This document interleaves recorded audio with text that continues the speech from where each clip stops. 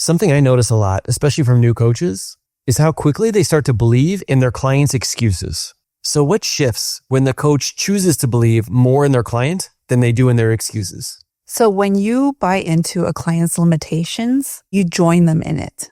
But when you hold belief, you invite them out of it. The moment you choose to see their potential instead, they actually start to see it too. So think about a time when you shared something hard that you were experiencing. Maybe you didn't have the time or money or the capacity, and the person you were talking to actually agreed with you. How did that actually make it harder for you to move forward? When we argue for our limitations, we actually get to keep them. Belief actually creates a higher mirror for the client to rise into. Great coaches hold possibility until the client can actually hold it themselves. That's why today's breakthrough is a client borrows your belief until they can find their own.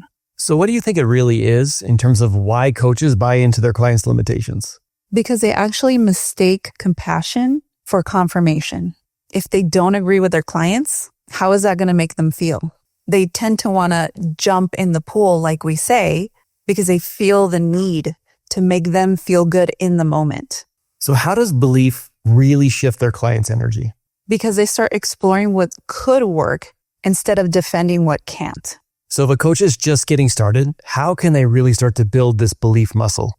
So focusing on practicing seeing the person and their perspective rather than focusing on what they think is their problem. So I want to walk you through a quick example of this, just so that people can see. Let's say you have this thought, and it's, I'm overwhelmed. Now we have this process that we guide people through inside of the certification called the growth model.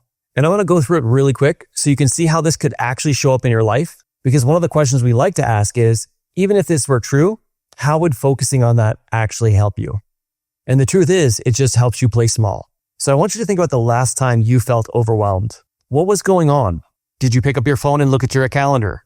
Were you looking at your to-do list? Were you thinking about all the things you had to do today? Whatever that trigger was, it brought up this thought inside of you, which we term as a perspective, that man, I'm just so overwhelmed. Now, if you go back to that moment and you think about how that made you feel, there's going to be one word that's going to stick out. Maybe you feel frustrated. Maybe it's overloaded.